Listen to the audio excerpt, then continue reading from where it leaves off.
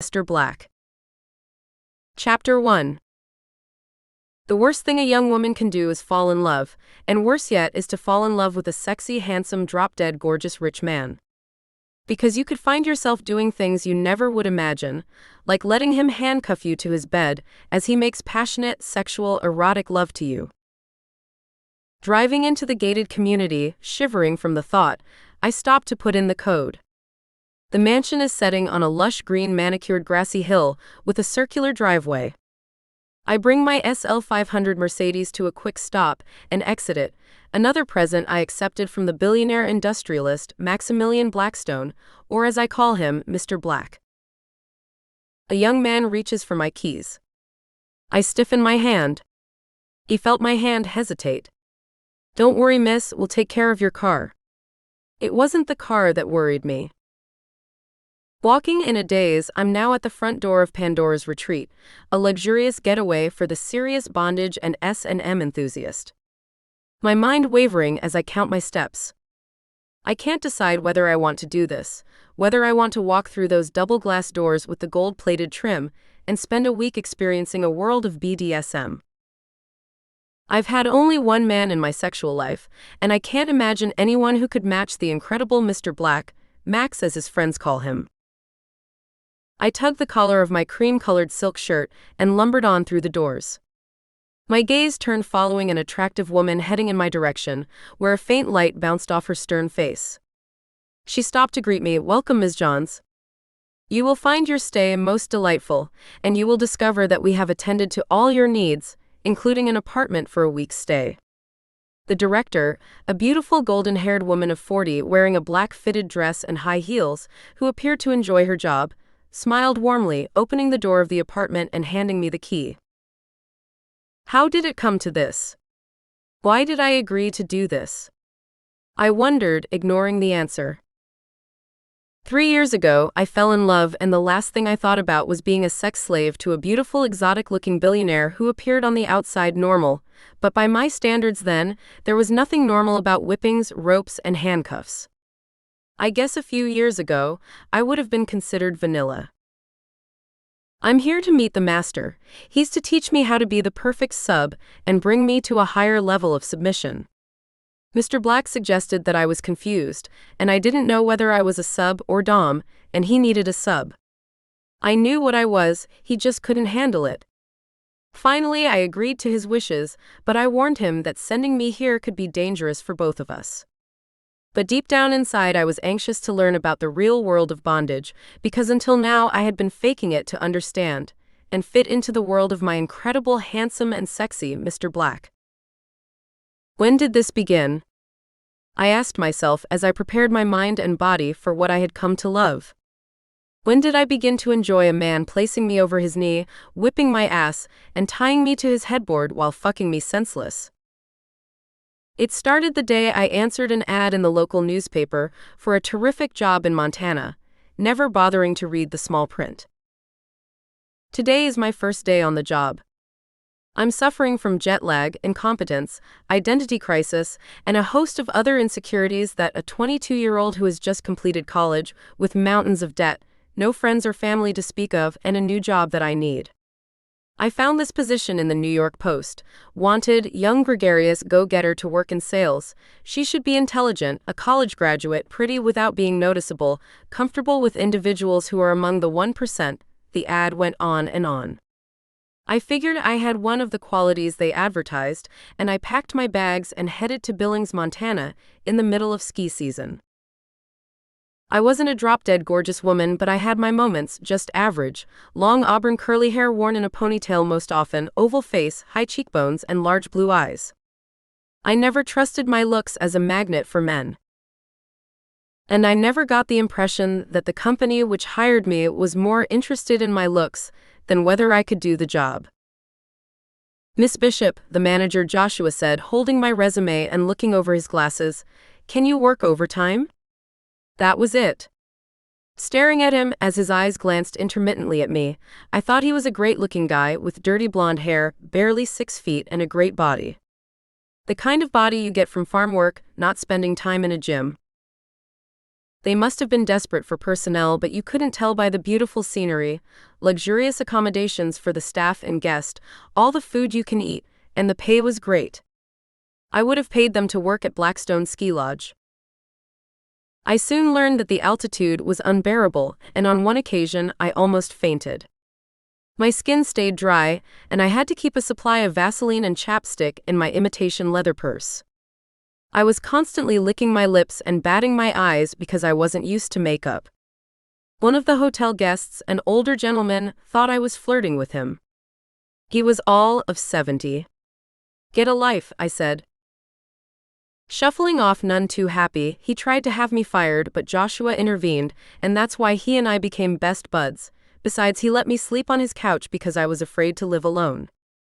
I'm sure he expected much more, but that was all I had to give. I planned on remaining a virgin until the right man came along. Handsome and rich, but that was just a dream. The problem is, it's as easy to fall in love with a rich man as a poor one, but probabilities are that I would never meet a rich, handsome man that would even take a look at me and say, "She's the one." It was the middle of the winter ski season and the hotel was short-handed. Jacob took his time getting to the counter because he likes his long lunches with the newly hired. He claimed he wanted to do a detailed interview. I knew better, but I owed him just for taking a chance on me. Reaching for my chapstick under the counter, I stooped, and when I raised my head, I gazed directly into the eyes of the most gorgeous man I had ever seen.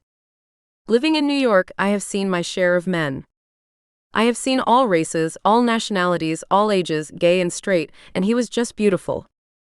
A face like none I have ever seen. His wide dark green eyes, a strong jaw, head full of dark curls cut short, thick eyebrows, and he wore a hidden smile, or was that a smirk, the kind I had seen on a billboard for a Tom Ford's advertisement for Tom Ford Noir, a fragrance for men. Yes, noir, it means black, how fitting. He was just different. I felt it throughout my body. My legs tingled, my hands shook, and my mouth opened wide. He was the one. The one I would do anything for, the one I would give up my virginity for in a fast second, if only he asked with just a whisper in my ear. This does not say much about my self-control. I thought I had plenty until I laid eyes on him. Wow. His breathtaking, sinful face should have been concealed to prevent him from casting a spell on all women who gazed into his green eyes. Those eyes appeared capable of seeing through a woman's dress and straight to her clit. Gliding into the lodge, he was chatting and laughing but paused when our eyes locked. Stopping in his tracks, there was a moment of silence, and then his gaze wandered around the room, and the room filled again with idle chatter. I knew he was trouble when I scanned his gorgeous face and body. He strutted through a throng of eligible, beautiful, obscene young men and women, with all eyes targeting him. They leaned and whispered, obviously they knew him. Dressed immaculate in a black Giorgio Armani suit, black and white Prada shirt, and black Gucci loafers, walking with a sort of swagger, leaning as he walked, like a predatory cat, lumbering through the double doors of the Blackstone Ski Lodge in Billings, Montana, with an entourage of 3 handsome men trailing behind his gorgeous, firm, muscular ass. His jet black curly hair tousled and windswept, his piercing green eyes begging me to lie down and stay a while to be his sex slave on call, I thought, remembering that moment. I keep playing it over in my mind. Wow. This man was trouble for any woman crazy enough to fall in love with him.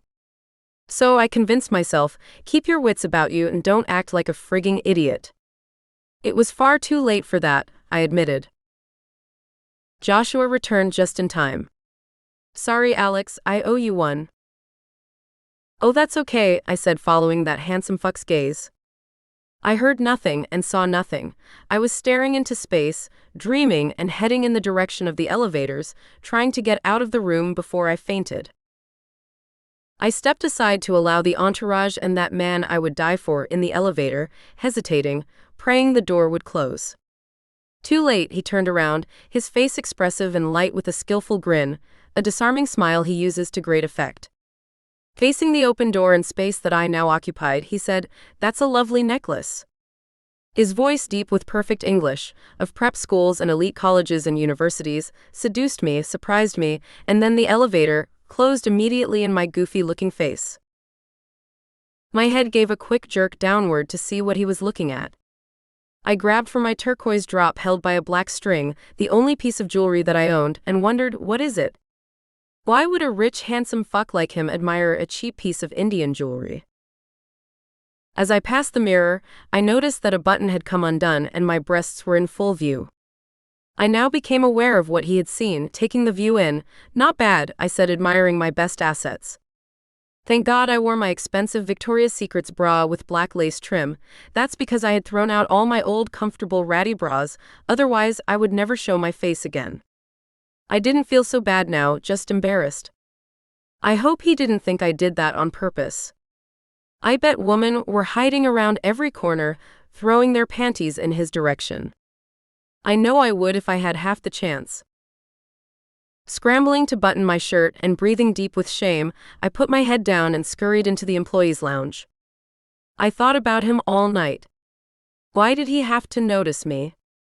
Why did I have to look like a misfit around all those wonderful-looking rich people, and why did he have to make me feel so inadequate? Couldn't he just keep that beautiful mouth with those perfect white teeth shut? I said to myself. Determined to ignore him the next day when he came through the elevator with his entourage, I excused myself, pretending I had to go to the restroom when I saw him moving in the direction of the counter. He didn't send his secretary or one of his bodyguards. He sauntered up with all the confidence of a rich, handsome, arrogant 30-something, and then seeing him, I ducked low and scurried into the back office, hiding like a child who had just stole her big sister's lipstick. When I finally thought it was safe to come out, Freddie, the new hire, looked me up and down with a judgmental scan with his brown eyes. "Mr. Blackstone asked for you. Did he tell you what he wanted?" It took a moment to register. "You mean he's the owner of this lodge, and I'm his employee?" I said with a scowl displaying my anger. I was too busy trying to find an apartment. I didn't have time to do research, I mumbled, looking up his room number. Yes, the penthouse suite. Why didn't he take the private elevator? People like that don't explain themselves, Freddie said, not looking up from the computer, but he was awfully interested in you. What is his problem? Do you think he wants to fire me? I said, my voice shaky and shrill. Freddie rolled his shoulders to his ears.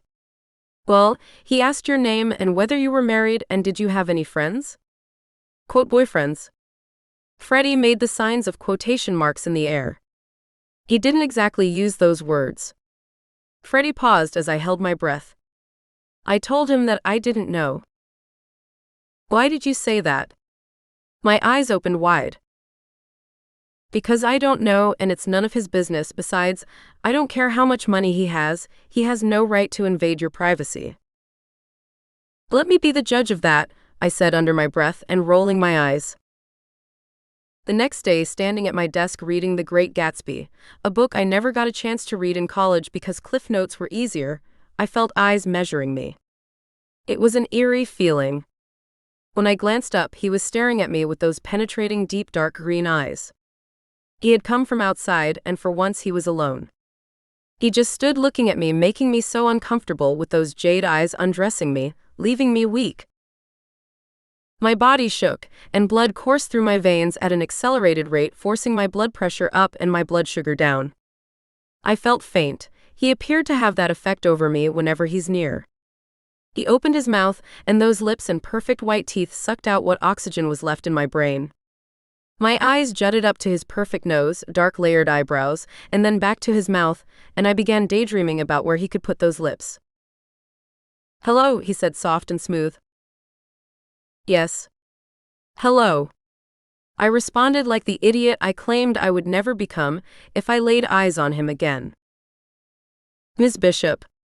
I was wondering if I would like to see you, he said with a sexy English tone to his voice. Why? I leaned forward. Did you say you want to see me, sir? Mr. Mr. Blackstone. I sound incompetent, like I had escaped from an asylum. Forget it. I'm sorry, he said, fading away into the private elevator. I stood staring at the spot where he had asked to see me with my mouth so wide it could have caught a fly, if any could survive at this altitude. A man like that asking to see me, did he mean what I think he meant? Me? Alexander Bishop, a girl who had never been anywhere except Brooklyn, well, I could count the states, breathing the same air as this rich, handsome, drop-dead gorgeous fuck.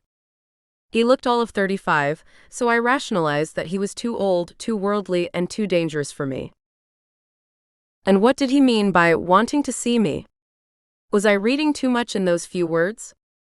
Joshua says I analyze things to death. But I couldn't understand why a man who is obviously articulate would just say, I want to see you. If I was stupid enough to dream that he thought I was attractive or entertain such an idea, all I could do was get hurt. I had no defense. I wasn't worldly, I had one friend, I had no money, and I wasn't that pretty. What kind of experience did I have to even talk to that world-class man? Maybe he was married and I would be one of the many girls he fucked on vacation, but for me it would be a fuck of a lifetime. I may never recover if he puts his rich dick in me. I would be gone, probably turn into a stalker, I thought. So it was better that I get him out of my mind. But I couldn't. He haunted my thoughts, my body, and my clit. A chill eased up my back, caressing my spine straight into the nape of my neck and settling on the roots of my hair. Wow. It was then I knew that I would do anything for him, and that was dangerous. The next day I figured the best way to rid myself of Mr. Black was to try out my new skis, maybe break a leg or something, and have them send me back to Brooklyn with workman's comp. That would help me until I could get another job and get far away from him. I had lied on my application and stated that I was proficient on the slopes. So they gave me skis and lessons were free to upgrade my skills. What skills? Bending forward, adjusting the skis, I stepped backwards and backed up until I hit a wall, or so I thought. Looking through my legs, I saw a pair of skis with two long legs covered in a black ski suit standing behind me. It was Mr. Black's rock-hard body. There he stood, all 6'2" in a black ski suit and gear, and my ass plastered directly on his hard dick. He didn't move. His gaze scanned my hair, back, and my ass.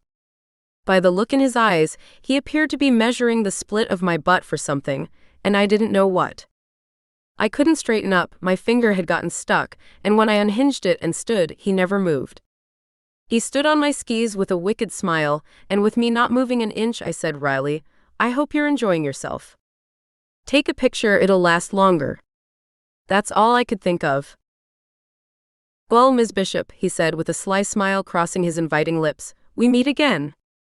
I stood up with his body close, where not even a sheet of paper could pass between us, as if we were entwined in intercourse, and he had penetrated my ass. He whispered softly in my ear, my butt quivering against his dick, with him getting even closer if that was possible. He circled my body with his arms and said, You smell wonderful. Thank you, but could you get off of my skis? He moved his hand, caressing my chin, then placing it lower.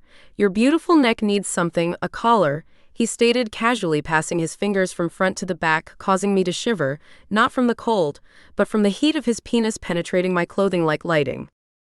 At the time I thought nothing of his comments. Maybe that's what the rich say when they want to make a pass, and I responded in a childish and girlish manner. You smell pretty good yourself, was all I could get out, and then freezing.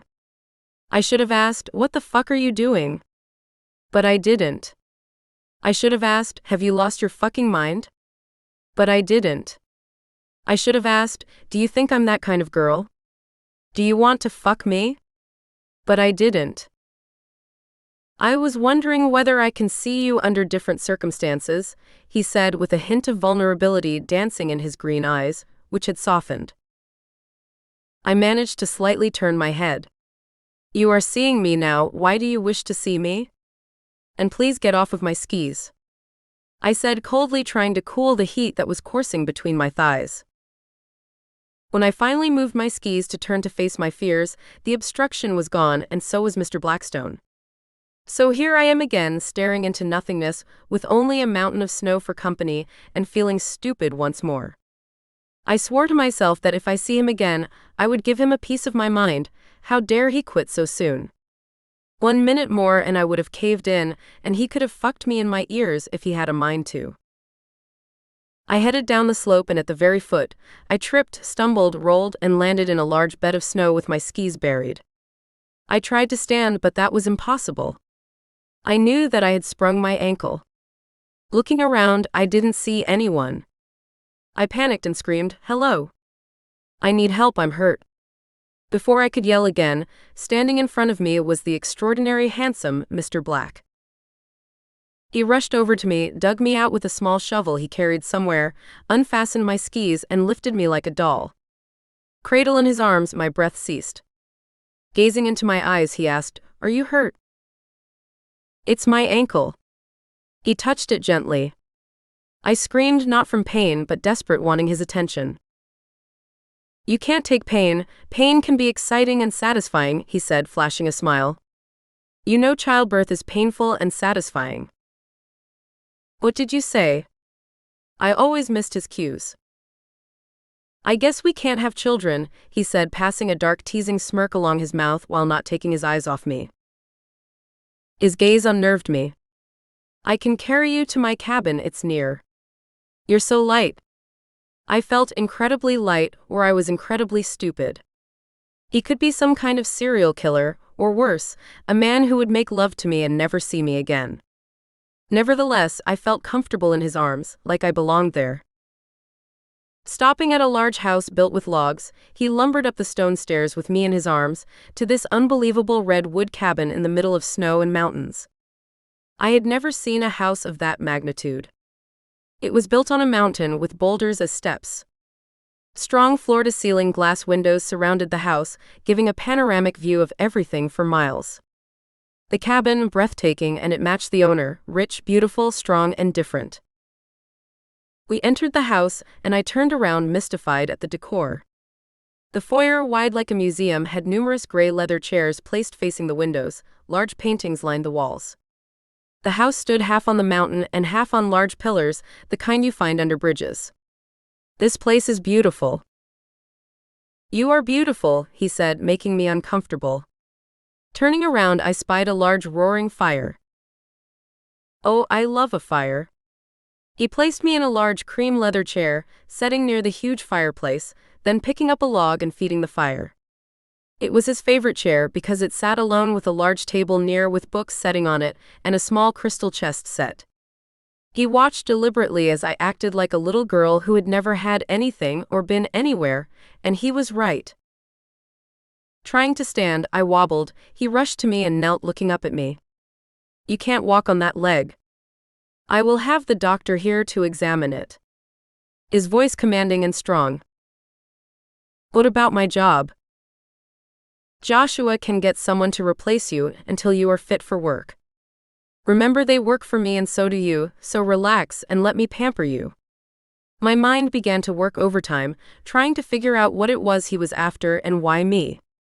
He stood, walked away, turned, and smiled and strutted into an area that appeared to be a kitchen. Then he came back moments later with a bottle of wine, 2 glasses, and a tin of beluga caviar. Wrinkling my nose at the caviar, Max looked at me confused. "Is something wrong, Alex?" I loved the way the sound of my name dripped from his lips, so authoritative, so masculine. No man had ever called me Alex. They always wanted to feminize Alexander. My parents named me after Alexander the Great conqueror. Drinking wine is not good for me. I have a low tolerance for wine, and the caviar is from a mammal. It's like eating my own eggs, I said, looking at him thinking I said something interesting.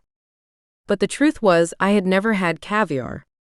I could tell by his smile and arched eyebrow that I wasn't fooling him. "Oh, you are one of those," he said, staring as if he had seen an alien. "After today with your ankle, I thought you needed a drink. And the caviar, I'll get rid of it. I'll have my cook make you something more familiar." He scooped up the silver tray, holding the tin of caviar with silver matching spoons, and disappeared into the kitchen. Then he returned looking disappointed and vulnerable. "I instructed my chef to make you soup, a sandwich, and a salad. You do eat lettuce?" "Mr. Blackstone, I'll have the wine." He interrupted, "Call me Maximillion or Max." He poured the wine, and I took a sip, and before I could finish it, someone rang the bell. It was the doctor. He examined me and my ankle, massaged it, gave me some muscle relaxers, and said that I should stay off it for 24 hours and I would be good to go. Max didn't leave me. He sat and waited for the doctor to finish examining me. The last thing I remembered was looking into Max's beautiful face. Waking in the middle of the night to the moon flowing through the picture windows, I worried because I had fallen asleep around a man I didn't know. Was it the wine or did Mr. Black slip something into my drink? No, it was the meds. He didn't have to drug me. I would give myself freely and happily, and he knew it. I felt my clothing. I was wearing a silk white top and nothing else. I felt the bed. Now I know what silk black sheets feel like. I smiled. I guess he likes black. Then in the moonlight I saw a tall figure standing with his legs crossed in the doorway, his hand on his hip. Are you okay? Who undressed me? How did you know my size? He answered one of my questions. Me. We are adults after all, he said, inching in my direction. We may be adults, but you are my employer, I said, wincing. I'll never be able to look at you without feeling uncomfortable.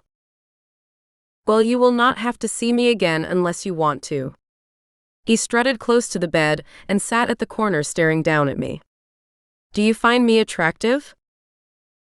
What kind of question is that? A blind woman would find him attractive just from his voice. Didn't he know how handsome and sexy he is, especially in the moonlight? I was taken with you the moment I saw your beautiful face, he said with a secret smile. You weren't looking at my face, it was my breasts, you sexy fuck. Was he serious? Maybe he was blind and I hadn't noticed. Maybe he had a missing leg or he was impotent and he would seduce anyone he could fool? Why me? All possibilities crossed my mind. I came to a conclusion. I didn't care. He leaned over to kiss me. I leaned back away from his full lips. I don't think we should do this. I was going, but I didn't want to go easy. I won't tell if you don't, he said with a gleeful smile. I'm not what you think I am? I said, trying for respectability. You are exactly what I think you are, he said with a twist of his head. Some kind of slut you can give wine to, and I'll do anything to be near a rich, good-looking guy like you. So you find me appealing? Well, yes, in a kind of sexy, odd way. Now I'm sexy? He questioned with a soft smile and glowing eyes. He moved closer and leaned into me. I tried to move away when he draped his muscular arm across my lap and trapped me. I didn't quite mean it like that. What if I told you that I'm attracted to you? Mr. Black said, eyes penetrating my glance. What if I told you that I'm not attracted to you? I said, wanting to take those words back the minute they slipped from my lips. Then I'm hurt. Feel my heart, it's broken. Mr. Black took my hand and placed it to his hard chest. I felt his heart beating quickly as he nudged his face closer to my neck. My body responded to his closeness. His hand pushed my hair to the side, and he planted kisses on my neck, on my chin, and on my lips. First a soft kiss, then one on the nape of my neck. He placed his strong manicured hand around my back to brace me, threading his hand through my curly, unruly auburn hair and said, I'm turned on by your lips, which makes me want to. He didn't finish his thoughts. He strummed his finger over my top lip. Maybe it was too soon for him to say that he wanted me to wrap my full lips around his hard dick. Passing his finger on my bottom lip and letting it linger, his eyes smoldering and dark. Then he took my fingers and placed it in his mouth. I watched as he kissed it, and then he closed his eyes and sucked them. I watched in wonder. I felt a tingle move down my breasts and settle on my clit, then to my toes. This type of foreplay was new to me. I felt intensely drawn to him like metal drawn to a magnet.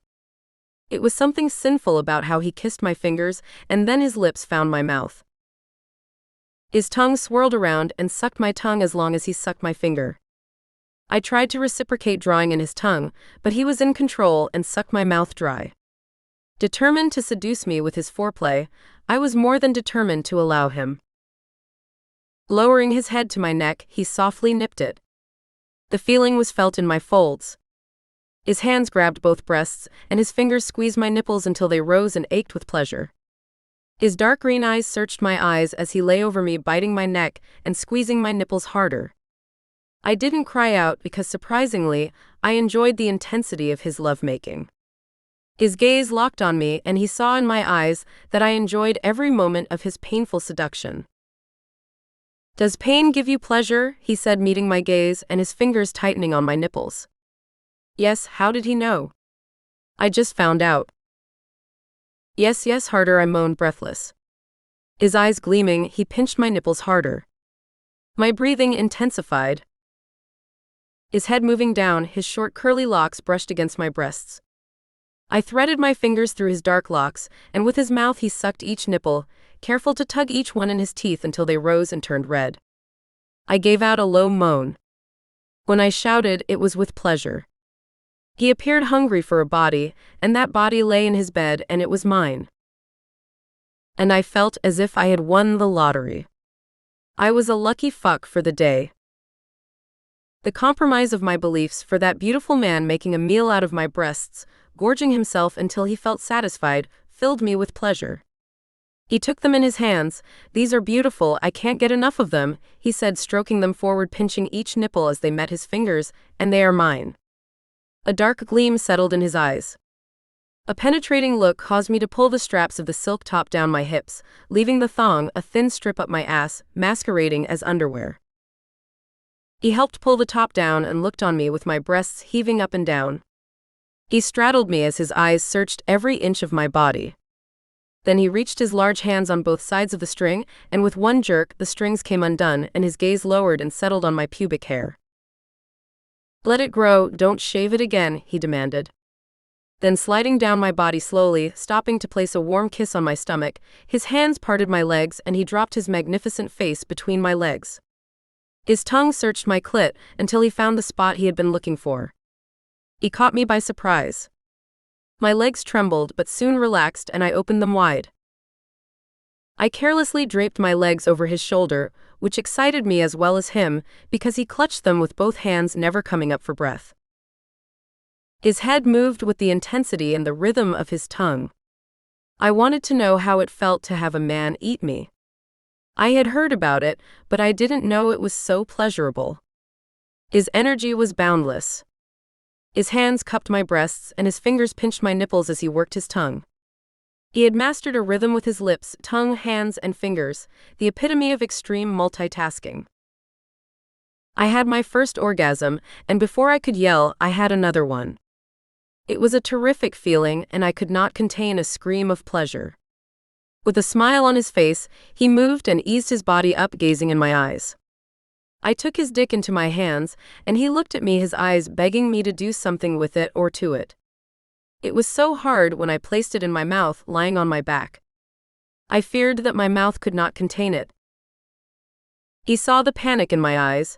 I didn't want to do the wrong thing. I took it out. "I've never done this before," I said, looking up at Mr. Black. "I know," he said softly.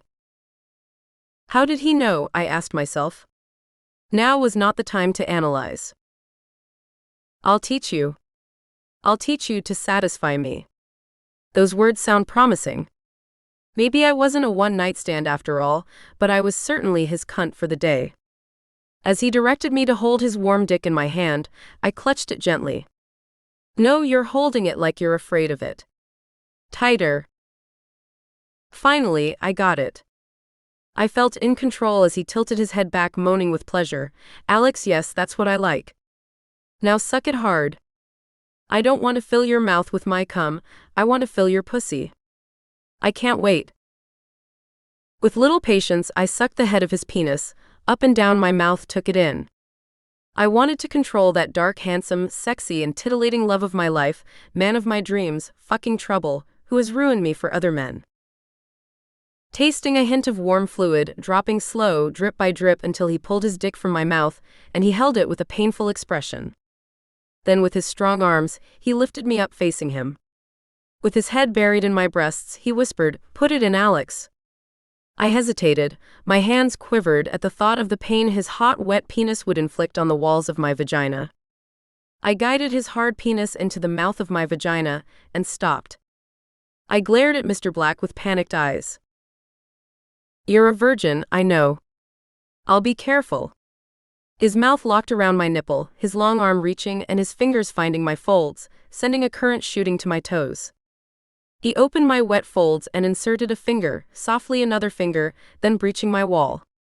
Taking his fingers out, he placed them to his nose and inhaled, then inserting them in his mouth on his tongue and said, "It's your smell that turns me on. That smell tells me no man has been here." Holding my breath, he plowed the tip of his heavy penis into my vagina, inch by inch, taking more of my opening until he reached a roadblock. Then with a quick thrust he filled my vagina, as if he had heard somewhere that to limit the pain and reach the summit of a mountain, he had to do it quickly. The nerves of my clit came alive.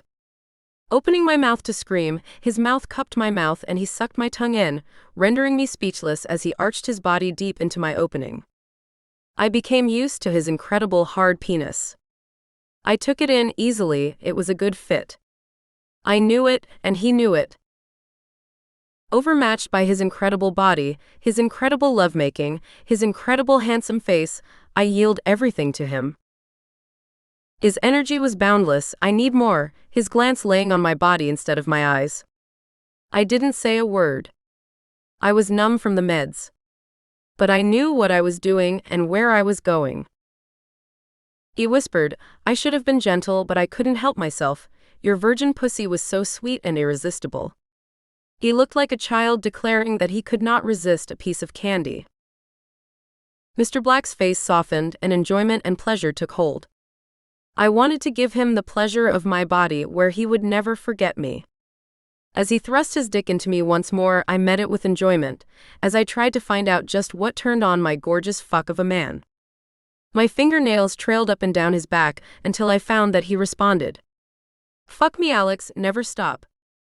I love you, you're mine and I'm your first. And you will be my only man.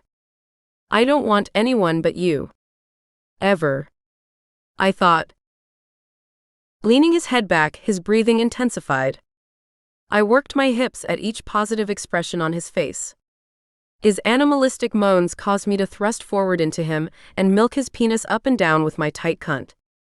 His body shook violently with pleasure, and his cum slowly drained into me.